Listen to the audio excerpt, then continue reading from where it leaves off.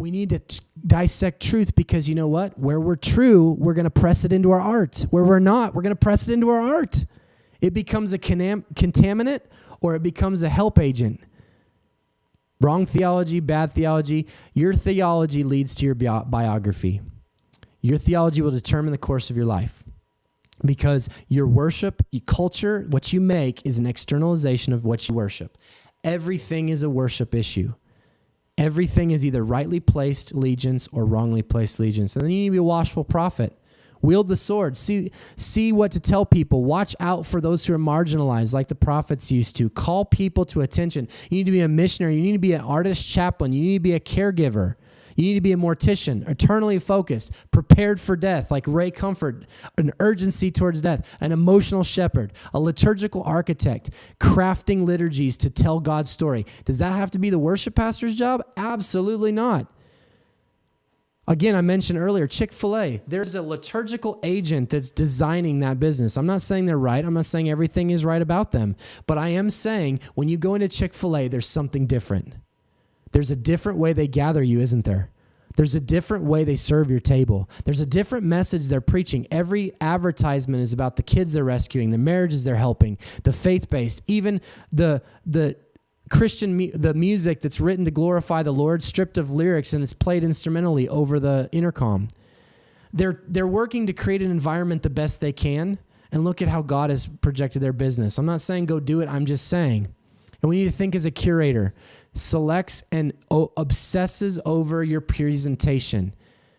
What was it? Earlier in our time together, they said anything not presented beautifully is sin. Because God is concerned with beauty. He's concerned with the beautiful. What did David say? Of this I ask and all I seek, to gaze upon the beauty of the Lord. I think John Piper, Sam Storms got it right when they talk about the beauty of the Lord being our sole place of satisfaction. If we lose that picture, we lose satisfaction. We chase other beauties. When we gain that, gaze upon the beauty of the Lord, our satisfaction remains secure. So I want you to take away from this time something different. Then I planned this day in my mind strategically different. I wanted everybody to say, hey, yeah, let's get something for the worship pastor and the worship leader. But I want to undo that a little bit. I want to broaden that. Jesus is a liturgist over cosmos, church, and culture. And Greco-Romans were shaping the loves out in politics. They were shaping the loves of the culture in their investment in sports. They were shaping the loves in investment in the arts, in investments in education. Where have we lost that? Sometimes I even think those rich people on Wall Street who, like, I know a guy, he owns one of the most thriving companies in the world right now. I won't name it because you'll know it. But he gives so much money away to the cause of church planting and the cause of the orphan every year. He gets audited by the government. They can't understand why he would give literally billions away. And he invests in the town that he's in. He takes old buildings, he resurrects them, and he makes them into beautiful spaces for people to have businesses. He takes what's old and he redeems them. Can't you see the gospel? He never says Jesus transforms culture. He never gets out and says Jesus will save you. I'm sure he does, but he gets out there and he says, let me give you an image of the gospel. I'm going to take something old that's broken and I'm going to make it beautiful so it's inhabitable again. Does that sound like the gospel? An old, broken down, sinful self, sinful heart of stone. He moves in, he replaces it with a heart of flesh. The Holy Spirit moves in and starts living, and out comes something of a different business, a different humanity, a different you. And I think another takeaway, we need to say that worship leader has a different meaning, I think, than we think. I think we need to really rethink that.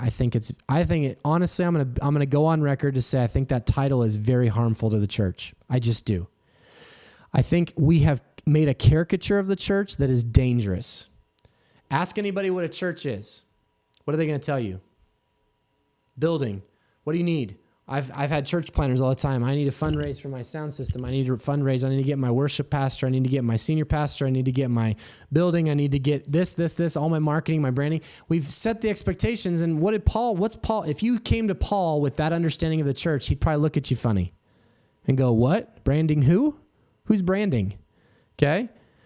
What Paul would look at you and say, no, my vision of the church is sitting around eating and sharing life together. And we're going to go and talk about this in later weeks. It was actually creating together. The church became a center for the creation of culture as they ate together. And we've lost that. We come to church, we consume the creativity, and we go. We don't sit, respond to truth by putting our hands and creating something together and then go sharing it. We come, we consume, we go. It shaped us. And the day is called liturgy and beautiful formation because God told us exactly how to obey. He told us it in the cosmos. When sun comes up, get up. When you rise, sun goes down, go down. Goal setting and cyclical seasons, how to run a business, how to plan, how to you orchestrate your life. God shaped it into the very world we live in. And James K.A. Smith talked about thick and thin rhythms in our day, in our week, in our month. We might have thin rhythms like brushing your teeth. Doesn't mean a whole lot. But listen to this. I have a guy who's an Episcopal friend of mine. He's a pastor in an Episcopal church, and he says, Dave, every day I remember my baptism. And I said, what does that mean? And he said, I take a shower. My thin rhythm, I do a shower every day, but I fill it with thick meaning, and I remember my baptism. And he said, Dave, you know what happens? A lot of times I take a shower and I start crying because I remember the day Jesus had the dove descend on him. And what did the Father say from heaven? This is my Son in whom I'm well pleased. You know, they once asked Martin Luther, he was known for kind of having weird ecstatic experiences with the demonic. He was fighting a whole system that was against him. And they said, what place do you go to? How do you get through all this? And you know what he said? He said, I remember my baptism. He said, that is the day when like the Pharaoh's army was buried in the sea. And I looked back as Moses and Miriam did, and I rejoiced that my enemy had been defeated. He says, I remember my baptism. I go there, and I remember that the enemy is defeated. I remember that God's pleasure cannot be lost. I am his Son in whom he's well pleased. And he remembered that. That thin little rhythm, taking a shower, became so thick to him. And I'm wondering how many moments in your liturgy, how many moments in your schedule, how many moments in your day, just daily things you go through, have a gathering, a message, a response, and a sending, and you can just by tapping into it a little deeper, you can change the whole message of how you brush your teeth, how you comb your hair. Think about how the priest would get ready to go into the Holy of Holies. Think about your grooming regimen every morning. You comb your hair, you brush your teeth, you put on your makeup, get your clothes ready to go present yourself to the world. Think about presenting. You're not doing that as you're a priest, dressing yourself up every morning to go and share the gospel with the world through word and deed.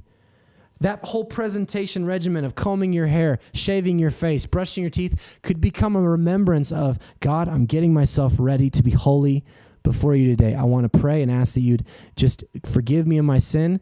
You assure me that you forgive me. Take me out into a world and help me portray beauty through how I'm dressed, through how I speak, through what I say, through what I consume, what I produce. Let that be the priestly work.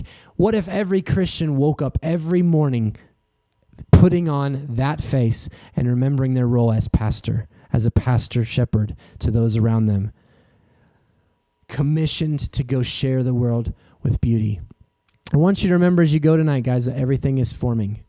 Everything you do is a worship issue. Everything.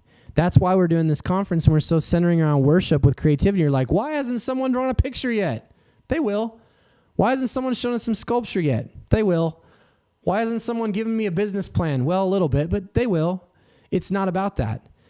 Ultimately, the bedrock issue is worship, and that comes through in the business. It comes through in the painting. It comes through in the guitar. It comes through in how you live your life. Let's think deeper. Let's think bigger about what Jesus' role as worship leader is over the cosmos, and let's think about what actually the role of someone in a church setting should be to facilitate that.